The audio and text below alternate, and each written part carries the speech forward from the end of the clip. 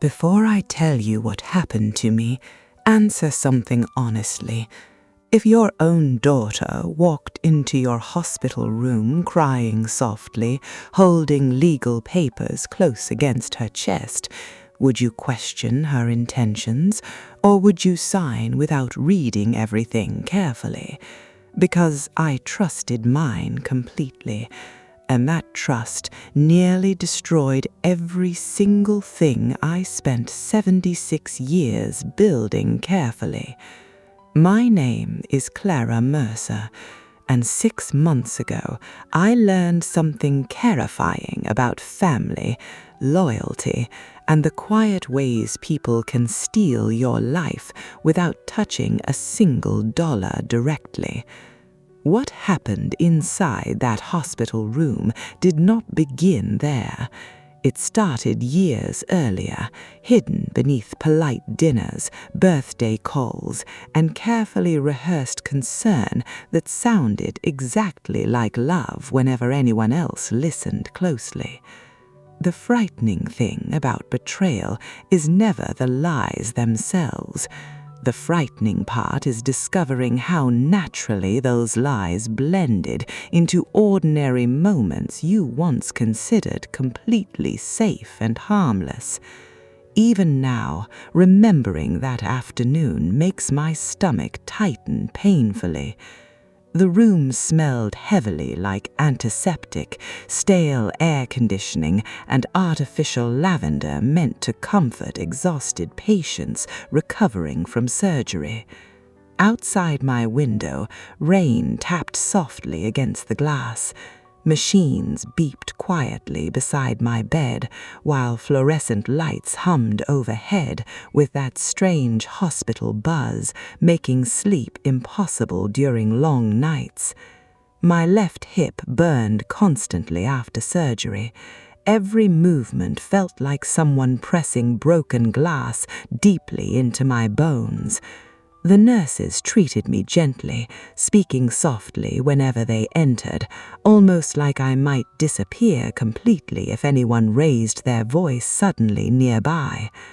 I suppose I looked fragile enough then, but I had never considered myself weak before that accident.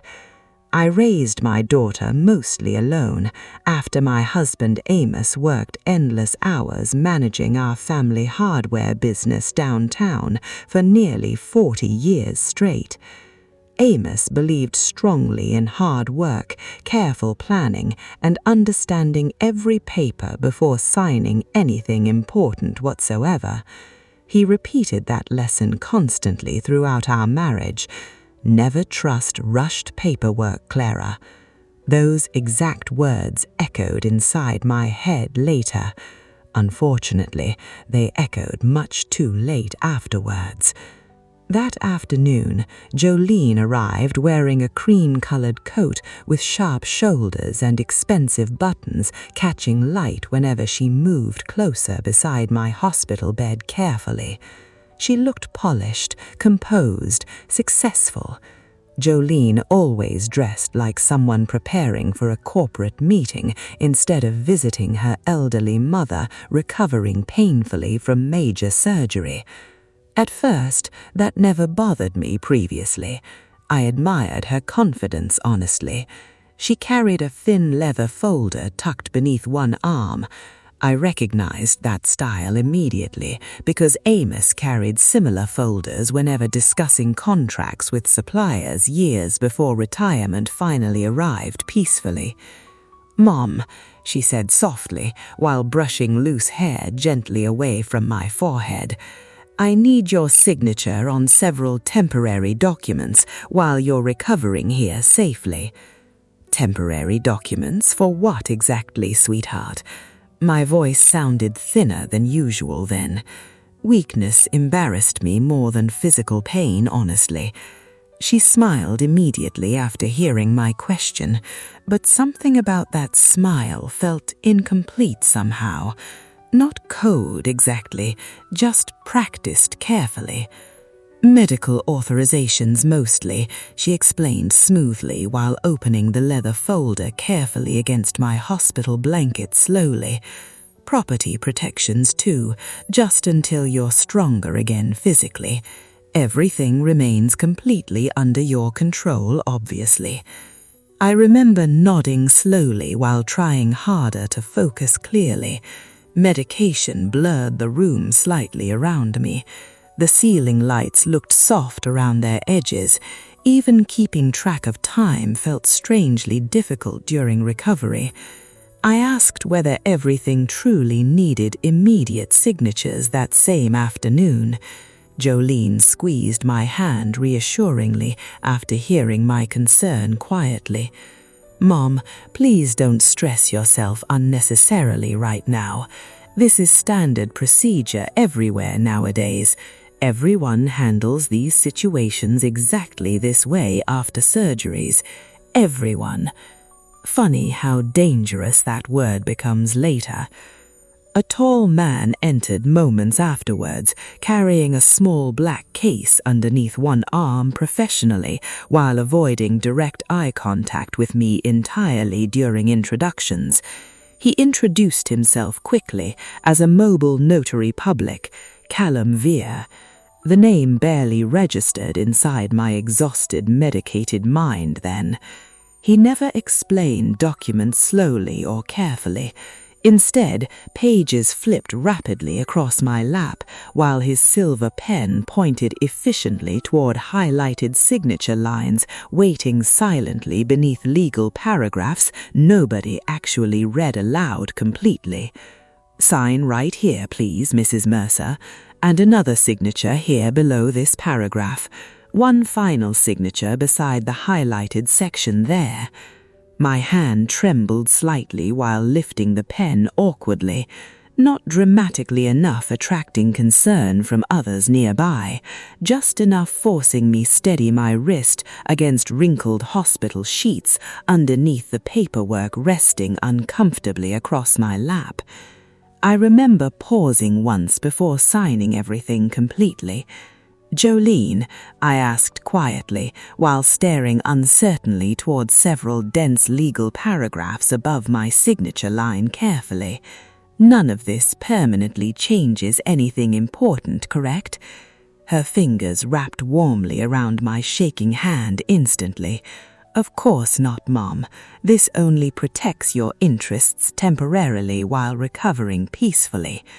Protects your interests. Those words haunted me later constantly. In the doorway, Benton leaned casually against the wall, pretending disinterest while secretly observing every signature appearing slowly across each legal document presented there quietly. My son-in-law always carried himself strangely confident, too comfortable inside spaces never actually belonging completely to him personally. At the time, I mistook his expression for concern. Looking back now, I understand something completely different existed behind those eyes, watching silently from that doorway patiently. Expectation. He expected those signatures before entering that room already. That realization still makes my skin crawl deeply.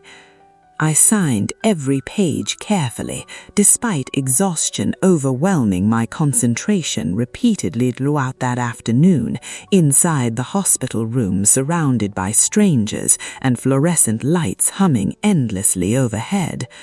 Nobody forced my hand physically. Nobody threatened me openly either.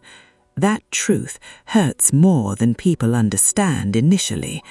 I signed willingly because I trusted my daughter completely, because mothers usually never imagine their children strategically planning against them behind carefully measured smiles and rehearsed concerns sounding exactly like love.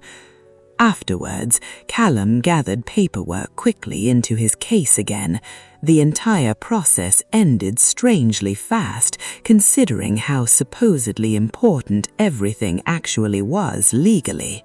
Jolene kissed my forehead before leaving quietly.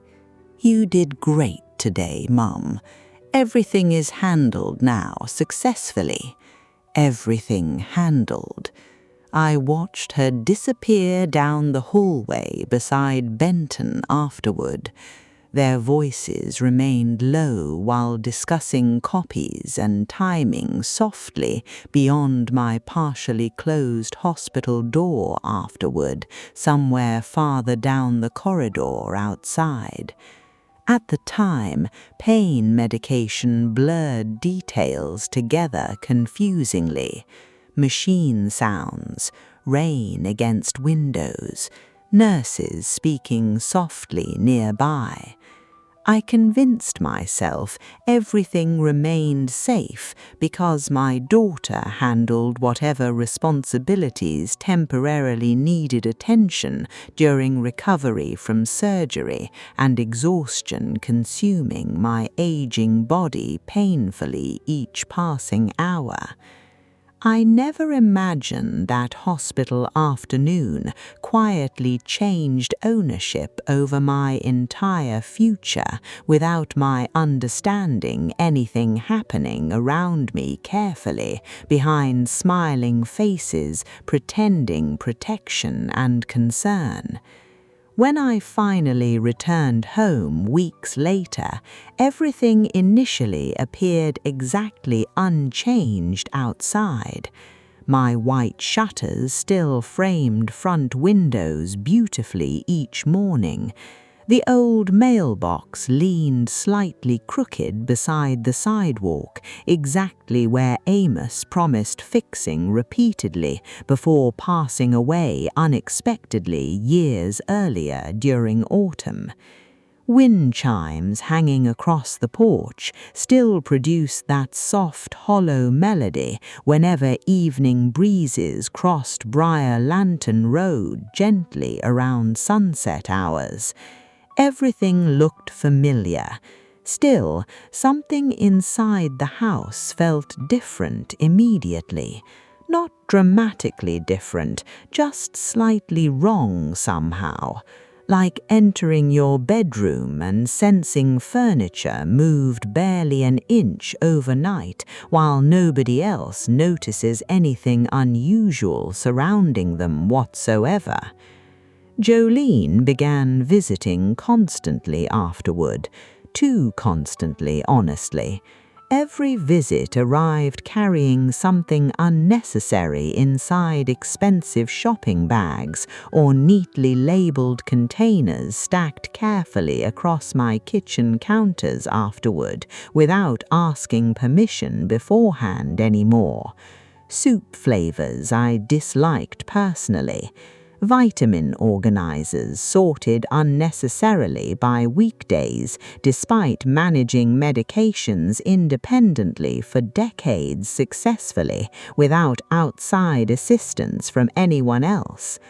One afternoon, she replaced my handwritten grocery list with a digital tablet connected directly into delivery subscriptions automatically renewing monthly without consulting me first. "Mum, technology makes life easier nowadays. You shouldn't stress over little errands unnecessarily." Little errands. That phrase bothered me quietly afterward. I spent decades managing businesses, balancing accounts, raising children, maintaining property taxes, handling repairs, organizing investments, and surviving grief after Amos died suddenly beside me years earlier unexpectedly. Yet suddenly, everyone treated me like fragile glass requiring supervision constantly afterward. Benton started appearing more frequently too afterward, always strangely polite, always smiling carefully, always observing everything surrounding him whenever entering my home uninvited beside Jolene quietly, carrying himself with growing comfort inside rooms never belonging completely to him personally.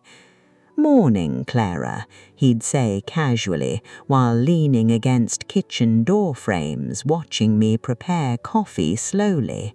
"How's our favorite lady doing today?" Our favorite lady. I hated hearing that phrase immediately. It sounded possessive somehow, like discussing someone no longer fully independent anymore privately between caretakers sharing responsibility over fragile property requiring management and supervision permanently afterward. I'm nobody's shared project, Benton. The words escaped sharper than intended initially. He laughed lightly afterward, like I delivered charming humor instead of obvious warning signs he deliberately ignored completely. Just making sure you're cared for properly. Again, those words, cared for properly. Every conversation circled back toward management, safety, assistance, simplifying responsibilities, transitioning arrangements, and future planning, supposedly protecting my comfort during aging and recovery from surgery months earlier. Benton asked increasingly specific questions over following weeks afterward. Questions disguised casually beneath friendly conversation, drinking coffee comfortably across my dining table each morning during visits gradually becoming more frequent unexpectedly. Did Amos ever update deed paperwork completely before passing away? Where do you store original investment certificates nowadays? Have you considered consolidating accounts, simplifying estate transfers eventually? At first, I answered politely without suspicion developing seriously. After all, families discuss practical matters occasionally. Still, something inside me slowly tightened whenever Benton casually mentioned market values surrounding homes around our neighborhood lately, appreciating significantly due recent developments nearby downtown. One afternoon, my neighbor Tessa Malone stopped beside our fence while gardening quietly underneath bright September sunlight, warming freshly watered flower beds surrounding both houses peacefully. Tessa noticed everything happening across this neighborhood always, not because she gossiped carelessly, because she listened carefully whenever others ignored details completely. "Your son-in-law visited earlier again today," she mentioned casually while removing gardening gloves slowly beside her mailbox afterward. I nodded carefully. "Jolene worries constantly since surgery happened recently." Tessa hummed thoughtfully without agreeing directly afterward. "Interesting thing, though," she continued quietly while avoiding eye contact briefly. "He asked whether houses around here usually sell above asking price nowadays." Something cold shifted inside my chest hearing that. "Specifically interested regarding your property apparently too." I forced myself shrug casually afterward, despite discomfort growing stronger each passing day surrounding their behavior recently becoming increasingly intrusive around my finances and home. Probably harmless conversation, honestly. "Maybe," Tessa replied carefully afterward. "Still thought you deserved hearing it directly." That night, I walked slowly through every room inside my house afterward. I touched furniture Amos built lovingly decades earlier during weekends spent sanding walnut boards carefully inside our garage while jazz music played softly nearby through old radios, permanently dust-covered now. Family photographs lined hallway walls exactly unchanged throughout years. Christmas mornings, graduation ceremonies, beach vacations before arthritis stiffened Amos's knees painfully later during retirement years. Everything still belonged entirely to me legally, yet standing there alone afterward, one terrible thought entered my mind clearly for the very first time unexpectedly. What exactly had I signed inside that hospital room? I tried dismissing suspicion immediately afterward. Pain medication affects memory sometimes naturally. Recovery creates paranoia occasionally among elderly patients isolated too long from normal routines surrounding familiar environments and comforting beds. The strange thing about betrayal is how quietly it grows afterward. Once suspicion enters your mind completely, every memory suddenly rearranges itself differently, revealing details your heart previously refused noticing carefully before everything changed forever inside your family relationships permanently. For several nights afterward, sleep barely touched me properly.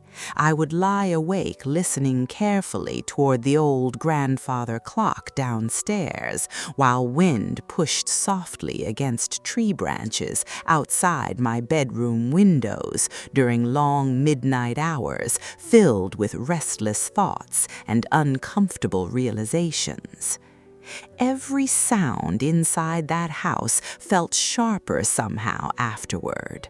Floorboards creaking beneath temperature changes, pipes humming softly behind bathroom walls, the refrigerator clicking periodically inside the kitchen downstairs, where Amos once prepared coffee before sunrise every single morning faithfully throughout our marriage together. Grief changes houses permanently after someone dies unexpectedly. You continue living there physically, but part of the home becomes memory instead of structure afterward, regardless how much time passes quietly around empty rooms, holding forgotten conversations and lingering silence. Still, until recently, that house always remained mine completely. Now even comforting memories felt threatened somehow.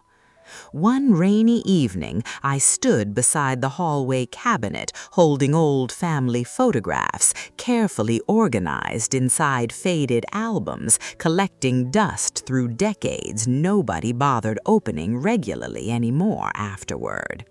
My fingers paused over one particular picture unexpectedly.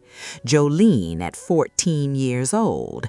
She wore braces then and hated smiling publicly because classmates teased her constantly throughout middle school years, making adolescence painful and lonely often. Amos built her a small wooden vanity desk afterward, just cheering her slightly during those difficult years. He stayed awake entire weekends carving details carefully into drawer handles himself, despite exhaustion from work responsibilities constantly consuming his schedule already. That was who we raised, or at least who we believed we raised honestly. I stared toward that photograph much longer than necessary afterward, trying desperately matching that frightened teenage girl beside the woman calmly placing legal traps beneath hospital paperwork 6 months earlier, while reassuring me lovingly throughout the entire process, carefully. The two images refused fitting together naturally anymore. That realization hurt more deeply than anger itself. The following morning, Benton arrived unexpectedly before breakfast finished brewing downstairs, while pale sunlight stretched weakly across kitchen counters covered with unopened mail and prescription bottles organized neatly beside fruit bowls. He carried pastries from an expensive downtown bakery, another calculated gesture pretending warmth. "Thought we'd spend some quality time together today, Clara." He said everything too smoothly always. Even casual conversation sounded rehearsed whenever leaving his mouth.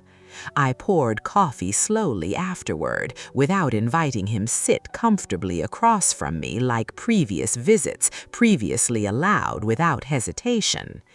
Interesting choice arriving this early, unexpectedly. He smiled lightly while setting pastry boxes carefully beside my stove afterward. Jolene mentioned you've seemed distant lately. Maybe recovering people require more rest instead constant supervision from everyone surrounding them lately. Something flickered behind his eyes briefly afterward. Not anger exactly, adjustment. People like Benton constantly adjusted conversations strategically whenever control slipped unexpectedly from their hands during interactions previously following predictable patterns benefiting them comfortably. We're only trying helping you through difficult transitions, Clara. Again, that word, transitions. Funny how manipulators repeat certain language constantly until eventually sounding normal enough nobody questions hidden meanings buried underneath polite concern and carefully measured smiles anymore afterward.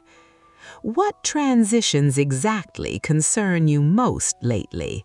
I asked quietly while stirring cream slowly into my coffee cup, deliberately watching his expression closely afterward. He leaned backward comfortably inside Amos's favorite kitchen chair. That irritated me instantly.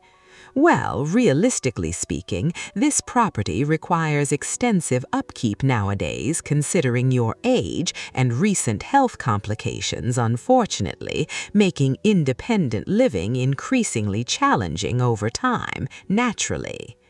My age, recent health complications, independent living, every phrase carefully selected strategically. I'm managing perfectly fine currently. For now, perhaps, he replied smoothly afterward, but future planning prevents stressful situations later once emergencies appear unexpectedly without preparation already established carefully beforehand through responsible decision-making benefiting everyone involved long-term. Everyone involved, not me specifically. Everyone. I noticed that distinction immediately afterward. You speak like somebody already expecting eventual ownership eventually. His smile disappeared briefly, then returned quickly afterward. Just practical thinking, Clara. Amos always appreciated practical thinking, too. Hearing Amos's name inside Benton's mouth nearly made my stomach turn painfully afterward, because Amos never trusted men behaving overly polished while hiding intentions behind corporate language designed manipulating vulnerable people gently without appearing openly cruel publicly. Amos called those men smiling accountants of human weakness. After Benton finally left later that morning, I locked the front door carefully behind him, then stood motionless inside the hallway while silence settled heavily throughout the house, surrounding me completely afterward. Something finally became undeniable then. This situation extended beyond overprotective family concern entirely. There was strategy behind their behavior now, carefully layered strategy developing quietly while I recovered helplessly from surgery and medication clouding my judgment during vulnerable moments previously exploited without hesitation or guilt apparently. That afternoon, I decided visiting someone professionally knowledgeable regarding estate paperwork and legal protections became necessary immediately before matters progressed even further beyond my understanding or control afterward. Not because I fully understood everything happening already, because instinct screamed something deeply wrong beneath surface politeness constantly surrounding every recent interaction involving Jolene and Benton lately. Priya Calder's office occupied the second floor above an old bookstore downtown, smelling wonderfully like cedar wood, coffee beans, and worn paperbacks stacked unevenly beside reading chairs downstairs. Underneath warm yellow lighting. The moment entering her office, I felt strangely calmer immediately. Some people create safety through honesty instead charm. Priya belonged firmly within that category naturally. She looked composed without seeming cold, sharp without arrogance, focused without rushing conversations unnecessarily toward conclusions benefiting herself professionally. When she shook my hand carefully afterward, she actually looked directly into my eyes while listening fully whenever I spoke quietly regarding wanting minor updates made toward my will arrangements currently established years earlier alongside Amos before his death. Nothing dramatic, honestly, just small adjustments maybe. She nodded thoughtfully afterward while opening several folders across her polished desk, neatly organized beside fountain pens aligned perfectly parallel with document edges underneath soft desk lamps glowing warmly nearby. Small changes often reveal larger issues surprisingly. I liked her instantly after hearing that. People revealing truth calmly usually deserve attention carefully. We discussed ordinary matters initially: investment distributions, property protections, sentimental belongings carrying emotional significance beyond financial value afterward among surviving relatives and close friends, eventually inheriting portions from my estate someday later naturally. I mentioned wanting leave Amos's pocket watch toward Elizabeth Harper, the young home health aide occasionally assisting with groceries and prescriptions during recovery months earlier, while Jolene constantly traveled between meetings and corporate events elsewhere. Elizabeth listened genuinely whenever speaking with me, rare quality nowadays, honestly. Priya smiled softly hearing my explanation afterward. Sometimes meaningful inheritance isn't expensive necessarily. Sometimes feeling remembered matters more deeply than money itself afterward. Then everything changed suddenly. She paused while reviewing several documents quietly, not dramatically enough drawing immediate alarm initially.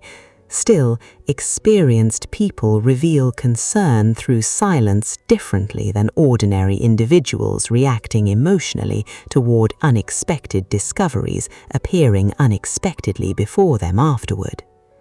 Her eyes moved slowly across one particular page twice, carefully, then once more afterward.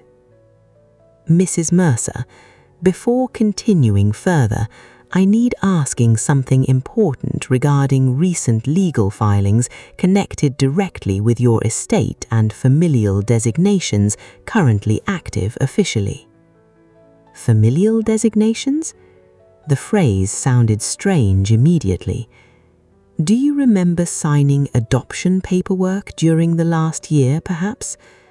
I laughed softly automatically afterward because the question sounded absurd initially, considering my age and circumstances surrounding ordinary estate planning discussions previously occurring normally between attorneys and elderly clients. Adoption paperwork? At 76 years old? Her expression never changed afterward. I'm completely serious presently. The smile disappeared from my face slowly afterward. No, of course, absolutely not. Priya rotated a document carefully toward me across the desk afterward without speaking immediately, while my eyes scanned dense legal formatting, expecting simple clerical confusion easily corrected within moments afterward professionally. Then I saw my name clearly printed there. Below mine appeared another name afterward, Benton Rusk, legal adoptive son. For several seconds nothing registered properly inside my mind. Words stopped carrying meaning temporarily afterward, while my heartbeat pounded loudly against my ears, harder with every passing second, staring toward that impossible document lying openly before me. That's incorrect somehow. My voice sounded distant afterward. There must absolutely be some mistake involving paperwork confusion somewhere. Priya remained calm carefully.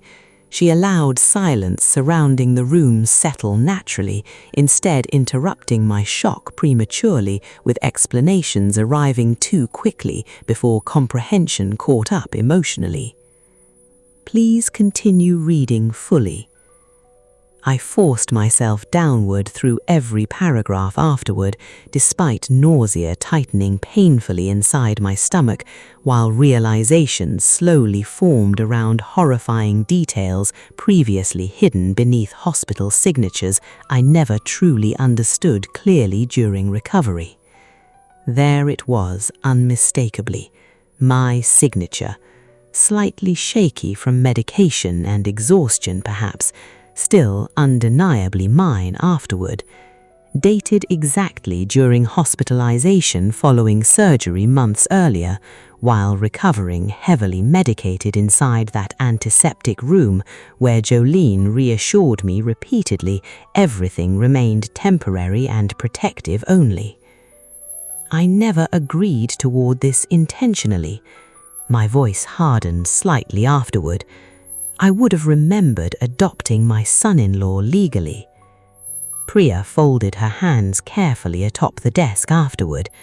That's precisely what concerns me currently most. I stared toward her silently afterward, while understanding finally began connecting fragmented discomfort from previous months surrounding Benton's growing confidence and strange discussions regarding inheritance structures lately.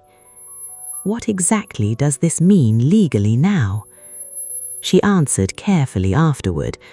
Under state law, Benton Rusk currently possesses recognized legal status equivalent toward a biological or formally adopted child within certain estate interpretations connected directly with your trust documents previously established years ago. The word child nearly made me physically sick afterward. He's married toward my daughter. Yes, Priya replied calmly afterward.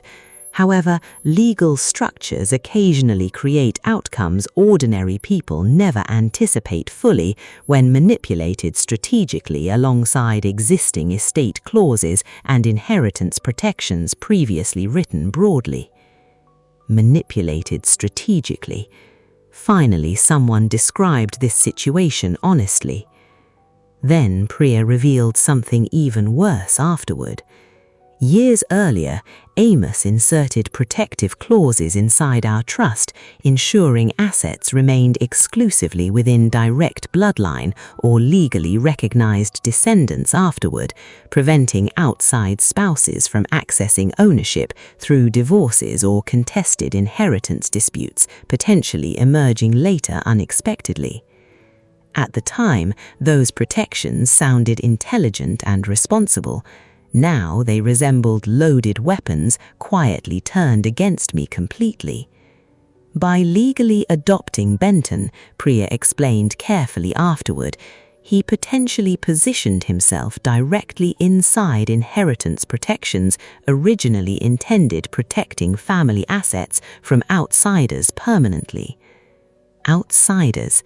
Amos spent decades preventing strangers from accessing our life's work. Meanwhile, my own daughter quietly opened the front door herself. I leaned backward slowly afterward, feeling suddenly exhausted beyond physical weakness lingering from surgery recovery, still affecting my body months later, intermittently throughout difficult days. 6 months. For 6 entire months they understood everything already. Every visit, every discussion about future planning, every casual mention regarding transitions and simplifying arrangements afterward suddenly carried terrifyingly different meanings once truth emerged completely beneath polite language disguising calculated intentions carefully hidden previously.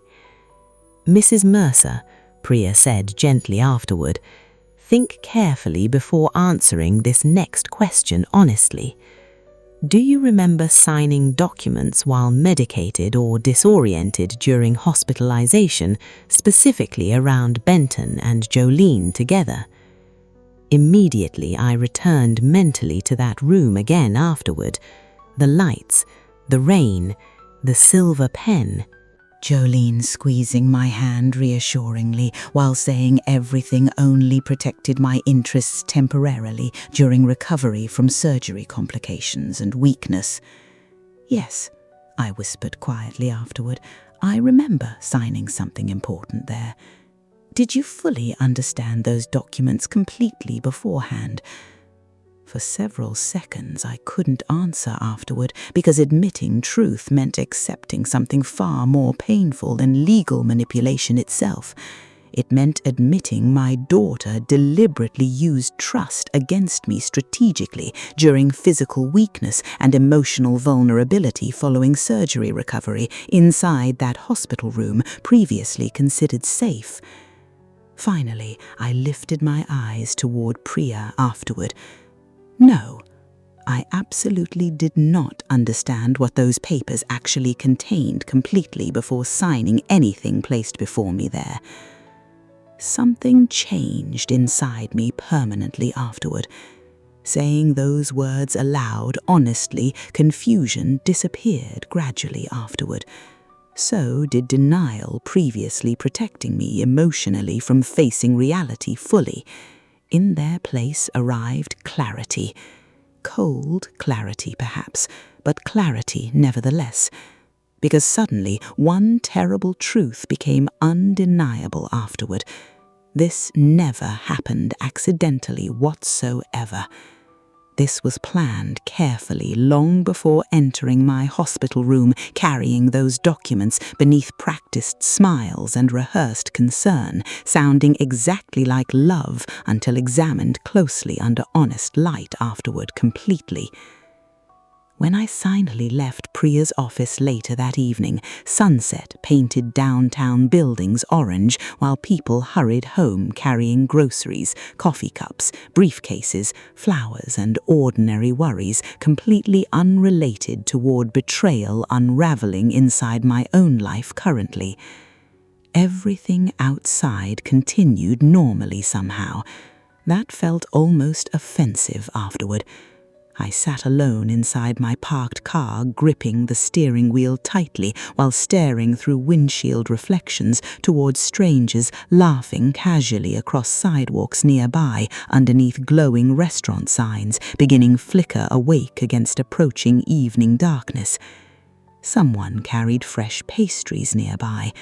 The smell drifted faintly through cracked windows afterward, reminding me suddenly how ordinary life remains while private disasters quietly destroy families behind closed doors without anyone noticing externally. Eventually, I drove home carefully afterward. The house appeared unchanged again. White shutters, crooked mailbox, wind chimes moving gently against evening breeze, crossing the porch quietly, while porch lights glowed warmly across familiar windows surrounding decades of memories previously comforting, instead threatening. Only now the entire property felt vulnerable somehow, like territory already marked silently by people waiting patiently until removing me completely became convenient enough legally and emotionally afterward. Before reaching halfway toward the porch steps, I noticed Jolene's car parked nearby already, waiting outside unexpectedly underneath dim streetlights beginning flicker across Briar Lantern Road quietly. Of course she was here. I unlocked the front door slowly afterward. Jolene stood inside the kitchen beside counters, arranging flowers into one of my crystal vases without asking permission again, naturally, like somebody increasingly comfortable inside spaces belonging less toward me each passing month recently. "You went somewhere today without telling me." Her voice sounded controlled carefully afterward. "I didn't realize requesting permission became necessary lately." She pressed her lips together briefly afterward before speaking again. "That's obviously not what I meant.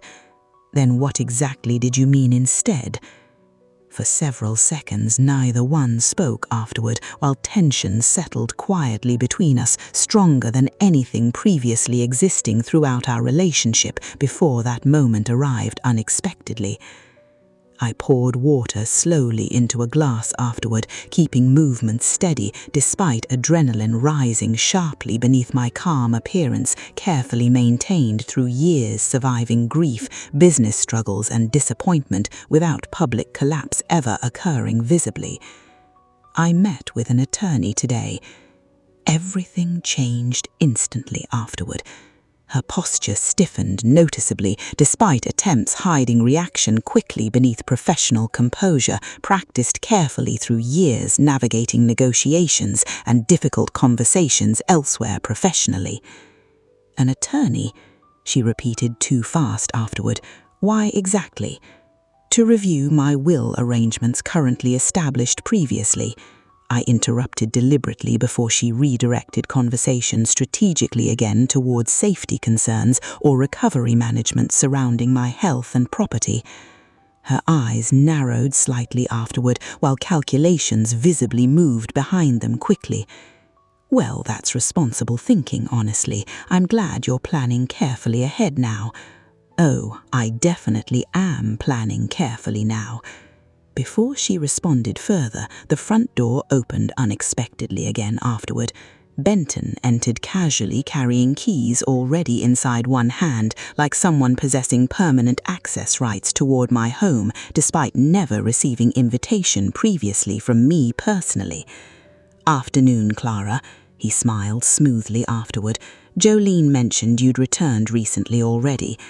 I stared toward him silently afterward, really studying him completely for perhaps the very first time, honestly, since meeting years earlier, before their marriage ceremony brought him permanently inside our family gatherings and holiday traditions previously. He looked too comfortable there, too relaxed, too certain regarding future outcomes already unfolding quietly beneath manipulated paperwork and carefully layered legal structures built during my hospitalization previously without informed consent. "How long exactly were you planning waiting before telling me everything honestly?" The question landed directly between us afterward like broken glass suddenly appearing across polished floors, previously appearing perfectly safe moments earlier unexpectedly. Benton's smile faltered briefly afterward. "Telling you what specifically?" I reached slowly inside my purse afterward, removing photocopies Priya printed carefully before leaving her office earlier that evening, following devastating revelations, changing everything permanently inside my understanding regarding recent months surrounding family interactions. Then I placed the adoption document directly onto my kitchen counter underneath bright overhead lights, illuminating every signature clearly now. "Would either one of you like explaining calmly how I legally adopted my own son-in-law without knowing anything whatsoever about it previously?" Silence filled my kitchen so completely afterward that even the refrigerator humming softly across the room suddenly sounded unbearably loud against the tension tightening around all three of us there together. Jolene looked pale immediately after seeing the document spread across my counter beneath bright kitchen lights, exposing every signature clearly now, without hiding behind hospital medication or careful explanations anymore afterward.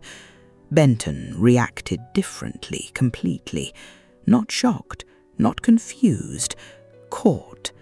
That distinction matters more than people realize initially. Truly innocent people search desperately for explanations whenever confronted unexpectedly. Guilty people search only for exits afterward. "Mum," Jolene finally whispered carefully while reaching slightly toward the paperwork resting flat between us awkwardly. "I signed papers believing they protected me temporarily during surgery recovery." My voice remained surprisingly steady afterward. "You specifically told me nothing permanent changed legally." Her eyes flickered downward briefly afterward. "They were protections, technically. Temporary authorizations, too. Your misunderstanding complicated legal structures involved surrounding inheritance arrangements and family continuity planning overall." Family continuity planning. Listen carefully whenever people replace honesty with professional-sounding language suddenly. Usually, truth disappears somewhere beneath those phrases intentionally afterward. Then explain everything clearly right now instead. Benton stepped forward smoothly afterward before Jolene answered further. "Clara, let's not escalate emotions unnecessarily over procedural paperwork, creating misunderstandings better handled calmly between family members, privately, without dramatic assumptions complicating matters further. Procedural paperwork. That man described betrayal like accounting errors. You became my legal son on paper," I answered quietly afterward while staring directly toward him beneath harsh kitchen lighting, revealing something colder behind his composed expression, finally visible without disguise anymore. "That's your definition regarding procedural paperwork, apparently." His jaw tightened slightly afterward before recovering composure quickly. "Legally speaking, nothing changes emotionally between anyone involved here." Emotionally. Interesting choice, emphasizing emotions while quietly rearranging ownership structures behind my back throughout months following surgery recovery and hospitalization previously. Then what exactly changes practically instead? Benton folded his hands calmly afterward, like someone preparing corporate presentations rather than defending morally questionable behavior involving elderly relatives previously trusting him completely. Inheritance processes become streamlined significantly, probate complications disappear, assets remain protected within family structures long-term, preventing outside disputes potentially arising unexpectedly later after unfortunate circumstances naturally occur. There it finally was openly. Not concern, not confusion, intent. You planned this carefully long before hospital paperwork appeared beside my bed. Jolene stepped forward quickly afterward, grabbing his sleeve lightly. "Benton, maybe we should discuss everything later, privately instead." "No." I raised one hand slowly afterward, stopping both immediately. Let him continue explaining fully now. I want hearing every single justification completely today. For several seconds, Benton studied me carefully afterward, probably realizing something important finally. I wasn't frightened anymore. That changes power inside conversations instantly afterward whenever manipulative people suddenly recognize fear disappearing from someone previously easier controlling through emotional pressure and confusion. "You've built considerable assets throughout your life, Clara." He spoke more directly now afterward. "This structure ensured everything stayed organized efficiently and protected properly inside immediate family lines permanently." "Protected from whom exactly?" He hesitated briefly afterward. "Future complications generally."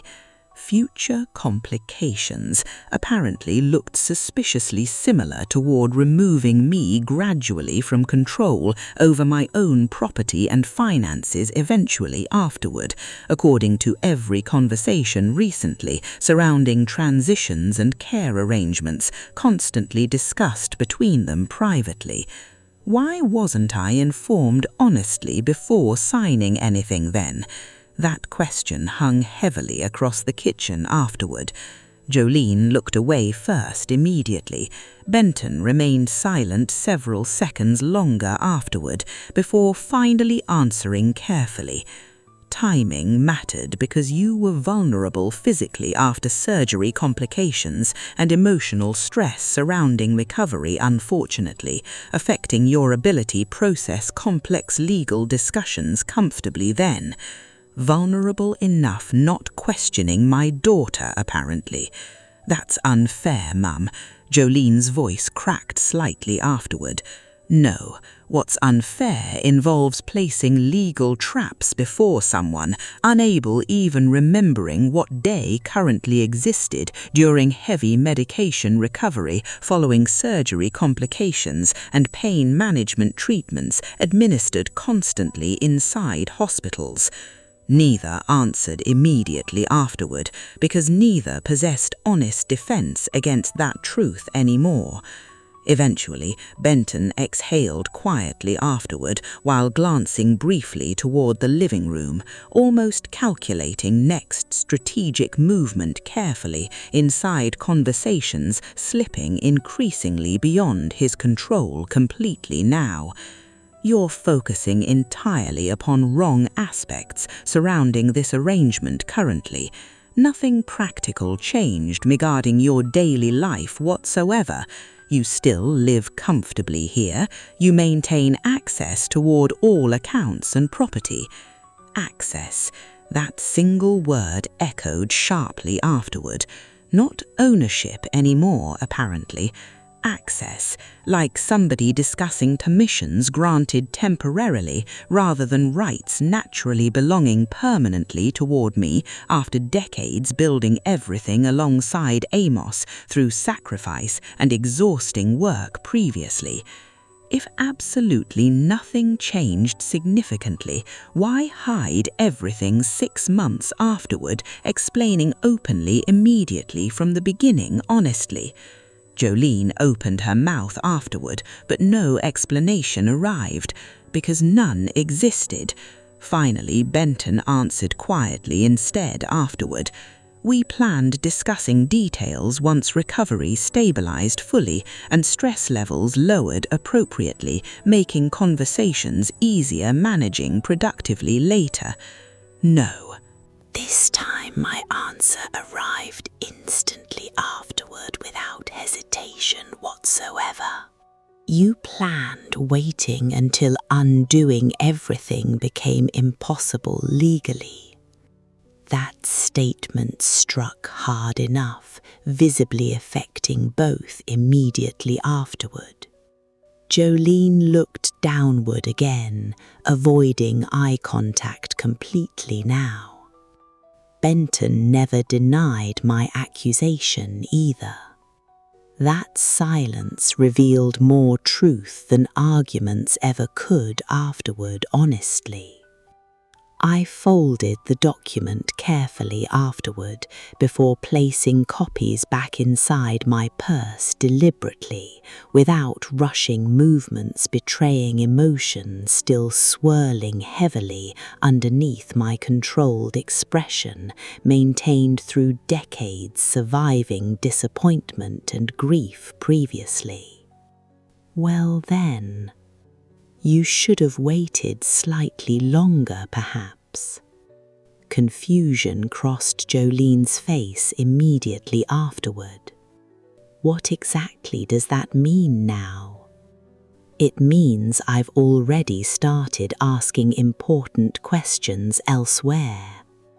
For the first time since entering my kitchen earlier, I saw genuine fear appear behind Benton's composure afterward. Not irritation, not frustration, fear. That realization stayed with me long after both finally left later that evening afterward, while darkness settled quietly across Briar Lantern Road outside my windows, beside wind chimes moving softly against approaching autumn air. I didn't sleep afterward.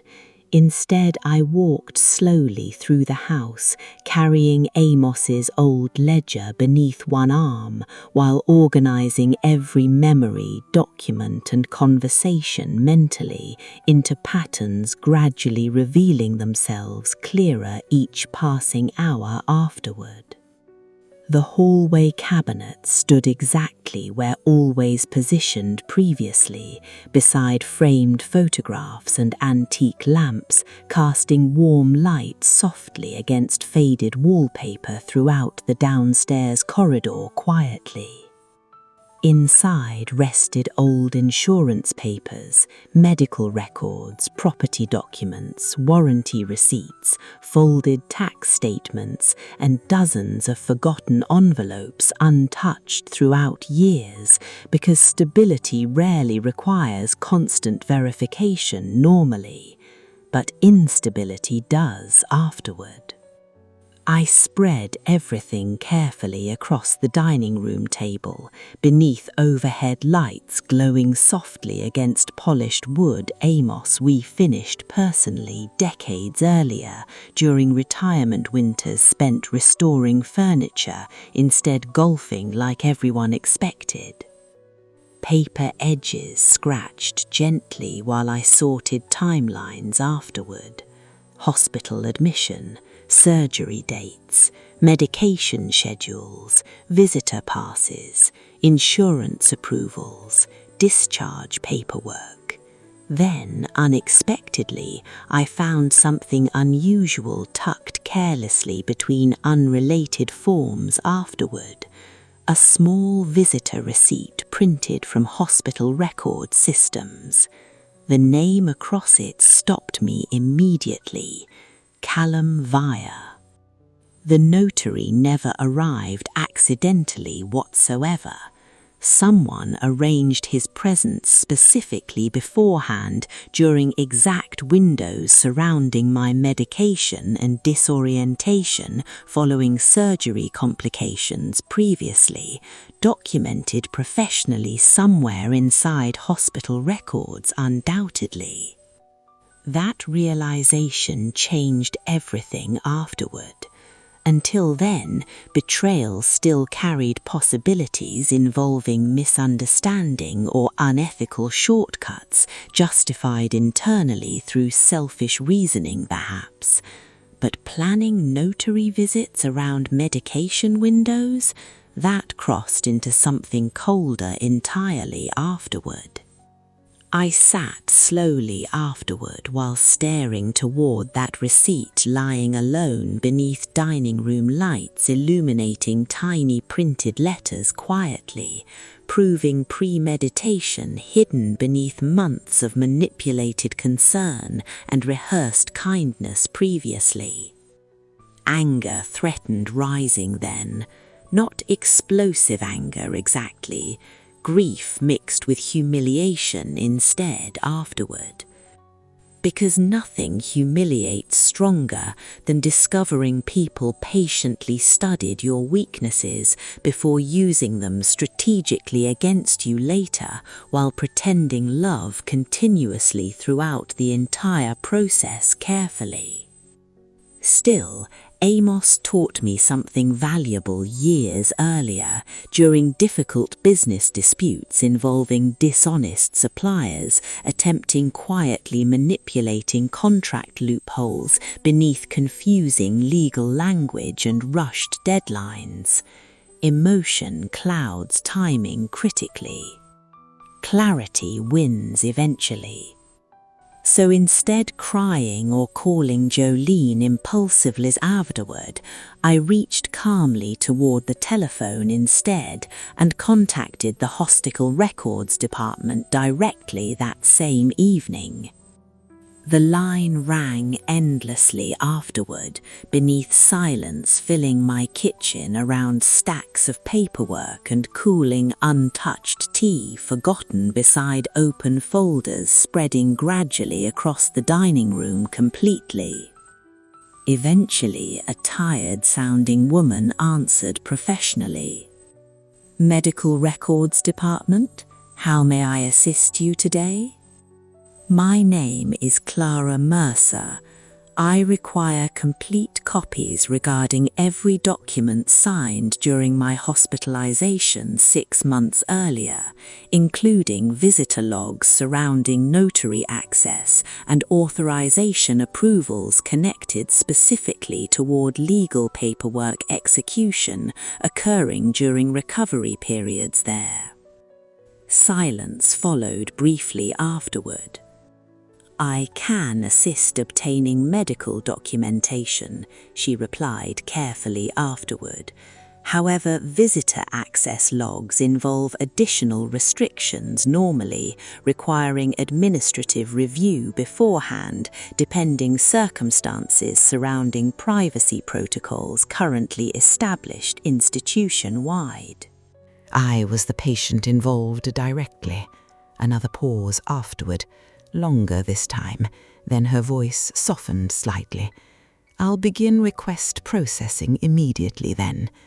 Verification steps followed afterward while I copied details carefully into Amos's ledger line by line using the same fountain pen he preferred balancing accounts years earlier inside our hardware business downtown. The pages smelled faintly like dust and cedar afterward. Strange what details people remember during painful moments, honestly. When the call finally ended later that evening, relief never arrived afterward. Focus did instead. Huge difference exists between those feelings entirely. The house felt unusually peaceful afterward once silence returned completely. No footsteps, no conversations, no carefully rehearsed concern pretending affection anymore surrounding every movement inside my own home constantly throughout previous months, unexpectedly. Protected silence, that's how it felt suddenly afterward. I stood slowly afterward before walking directly toward the walnut cabinet Benton previously asked suspicious questions regarding repeatedly during earlier visits. The key remained hidden exactly where Amos always kept it secretly, behind loose interior paneling, impossible noticing unless already aware beforehand, naturally. Inside rested documents nobody besides Amos and myself truly understood completely throughout years, protecting assets and property carefully against future uncertainties potentially arising unexpectedly later. Original deed papers, investment certificates, insurance policies, jewelry stored quietly inside velvet pouches untouched since Amos passed away years earlier, unexpectedly during autumn storms, still difficult remembering clearly sometimes. And underneath everything else rested one thin folder marked carefully in Amos's handwriting: contingencies. My fingers froze briefly afterward before lifting the folder gently into dining room light, illuminating dust particles drifting slowly around me through silent air surrounding the house completely. Amos never trusted certainty fully, not because he expected betrayal constantly, because life eventually surprises everyone painfully. Inside the folder rested additional trust clauses and emergency legal instructions written alongside attorneys decades earlier after witnessing one business partner lose everything through manipulated signatures obtained during medical incapacity following stroke complications unexpectedly. One paragraph immediately caught my attention afterward.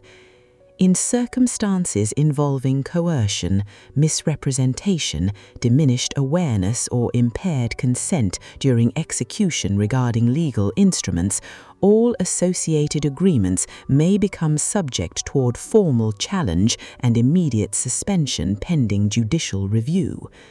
I reread those lines repeatedly afterward beneath quiet dining room lights, while understanding slowly settled across my chest, replacing panic with something steadier gradually.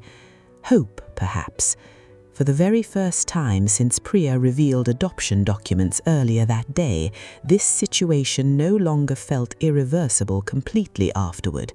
Suddenly their plan possessed weaknesses too, and weakness inside calculated systems eventually destroys entire structures once pressure finds correct fracture points hidden beneath polished surfaces previously appearing perfectly secure. I closed the folder carefully afterward before reaching immediately toward the telephone again. This time I called Priya directly. She answered after several rings quietly. "Mrs. Mercer, I found where they made their first mistake." The following morning, Jolene called unusually early afterward. Her voice sounded overly gentle immediately. That alone warned me something shifted already. "Mom, we need speaking calmly somewhere neutral this time. Yesterday became emotional unnecessarily for everyone involved, honestly." Neutral apparently meant controlled. Where exactly? My office, perhaps. Benton's already here currently. We can explain everything clearly and settle misunderstandings peacefully before outside people complicate matters further unnecessarily. Outside people. Interesting phrase again afterward, meaning attorneys obviously, meaning professionals capable recognizing manipulation beneath carefully constructed legal structures designed confusing elderly individuals recovering from surgery and medication previously. I agreed surprisingly afterward, not because trusting them remained possible anymore, because observing people closely while they believe retaining control reveals astonishing truths eventually, especially desperate people.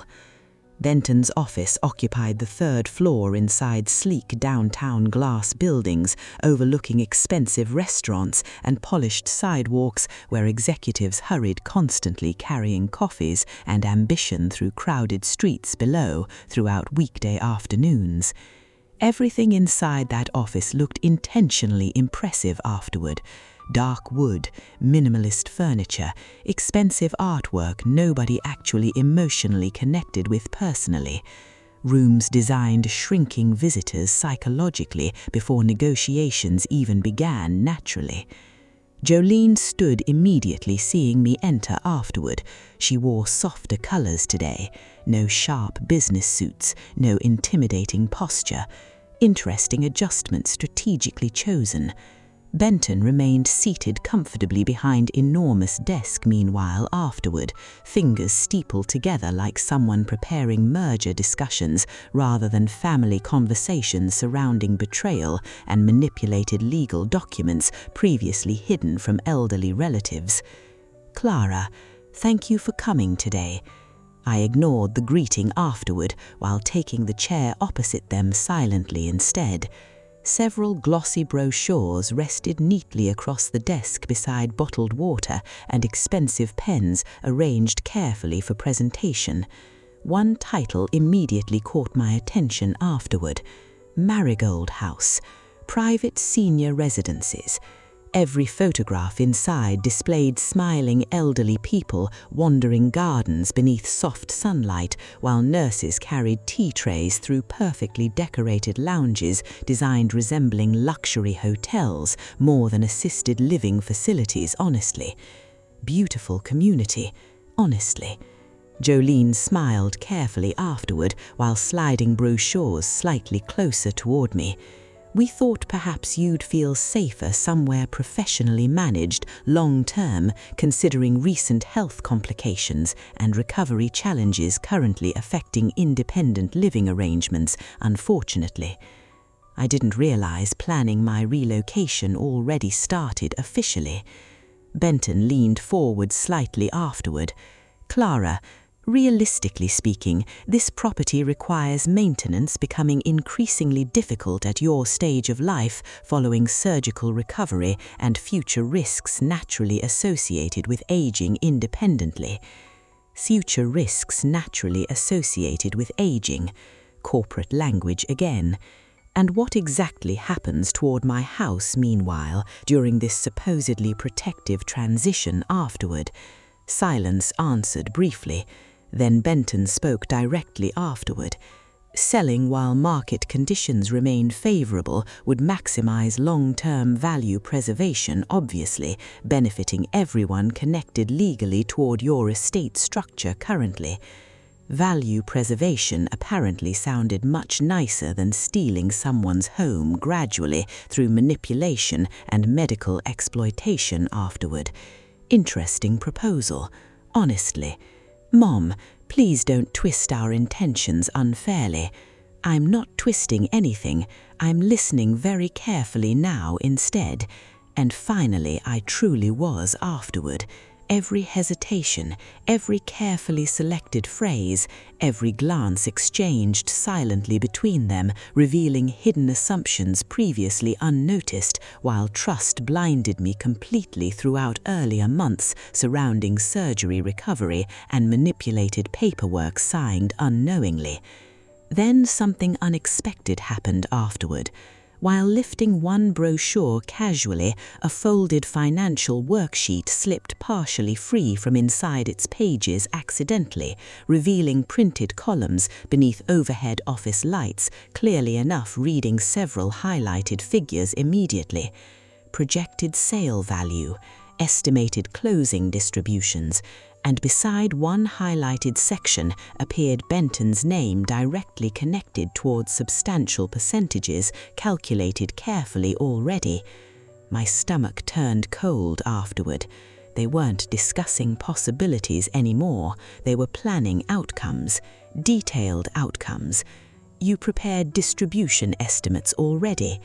Jolene's expression tightened instantly afterward. Benton recovered faster naturally. We're simply evaluating practical scenarios responsibly before emergencies force rushed decisions later unexpectedly. 3 days later, the envelope finally arrived quietly. Plain white paper carrying enough truth to destroy everything completely. I made tea before opening anything carefully that evening. Amos always believed ordinary routines steady frightened minds during disasters. So I followed his habits slowly, breathing carefully throughout silence. Inside the envelope rested every medical document from my hospitalization. Medication schedules, nurse observations, visitor logs, signed authorization records.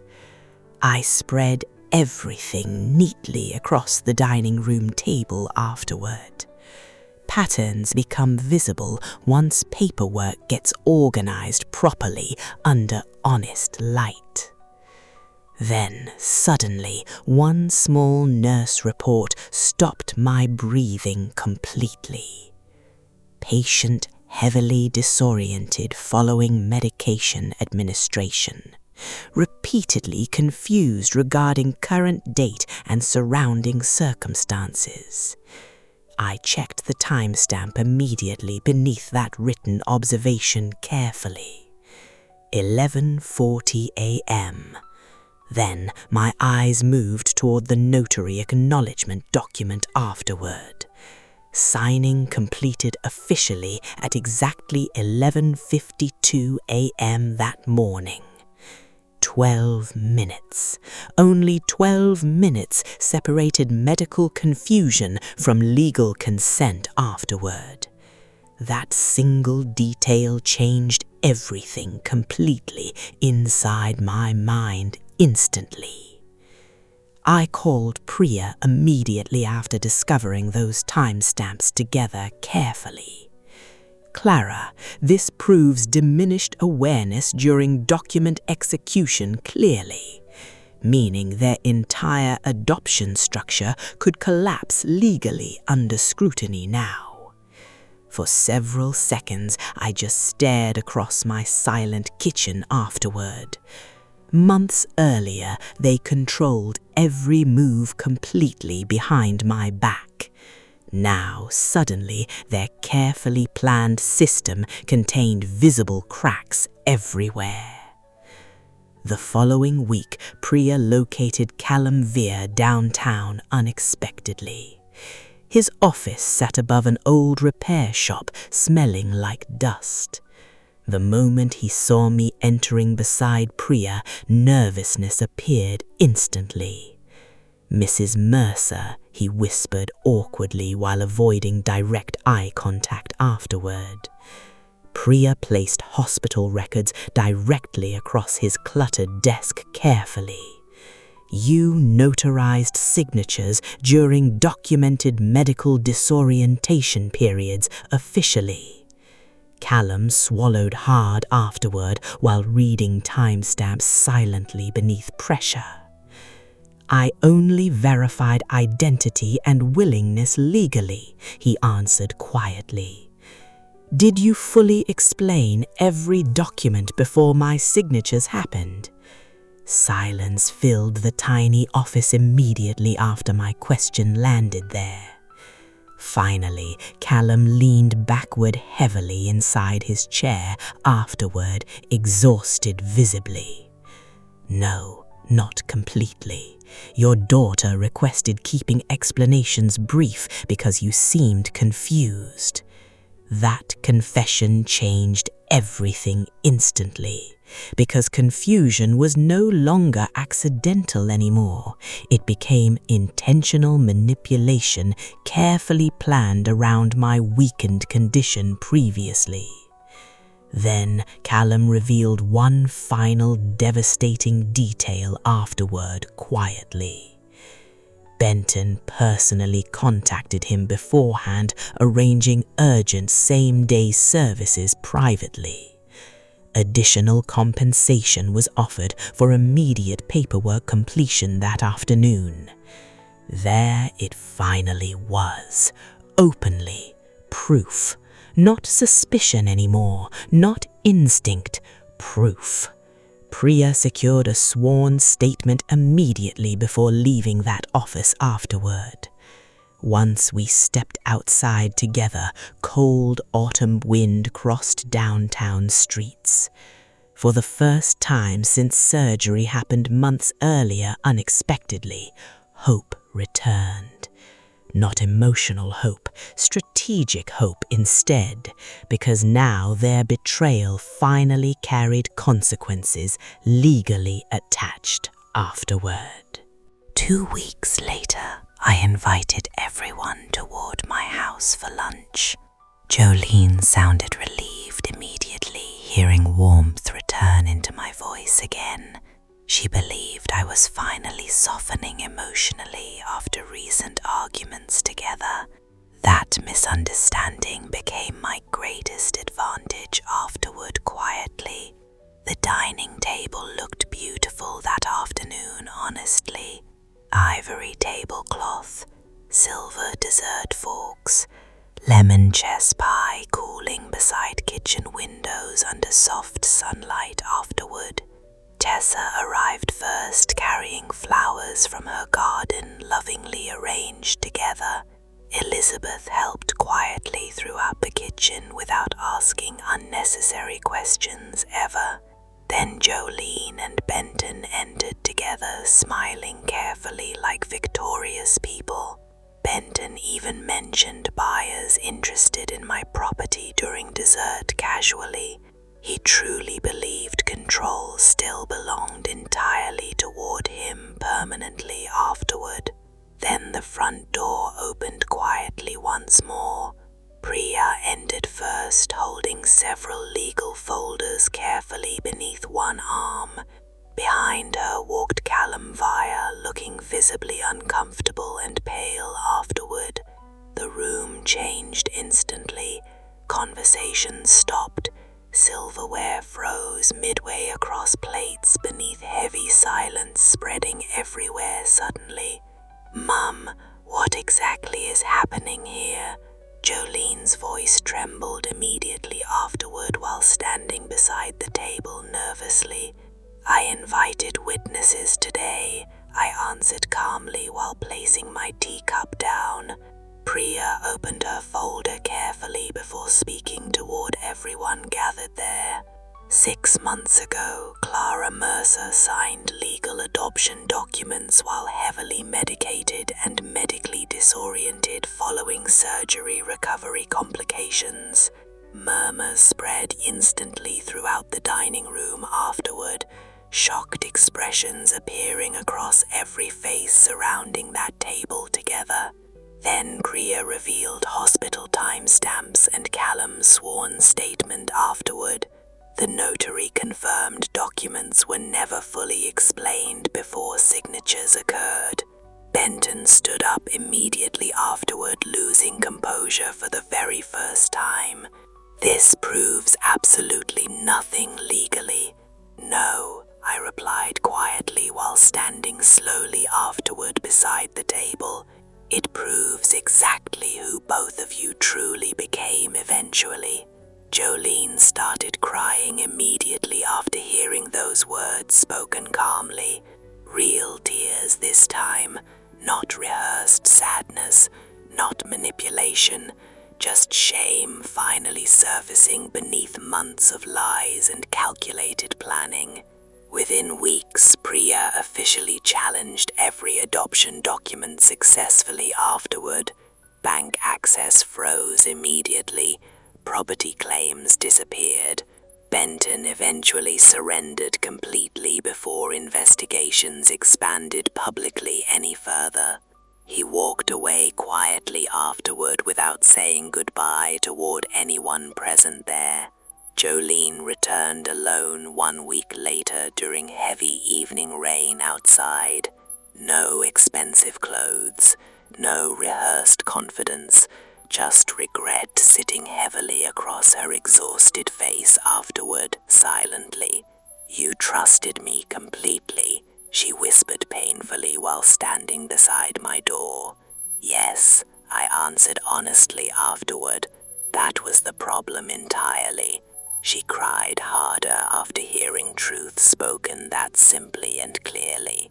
Things never returned exactly how they existed previously afterward between us. Some damage changes families permanently forever once trust breaks completely apart. But the house remained mine legally. Every account returned safely under my control again afterward, permanently protected. Elizabeth received educational funding through my updated estate arrangements later. Tessa's grandson eventually inherited Amos's fishing collection exactly like promised, and every signature inside my life afterward became fully understood beforehand.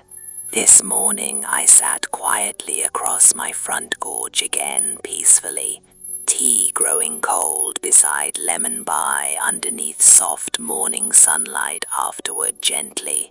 Wind chimes moved softly above me through autumn air surrounding the house.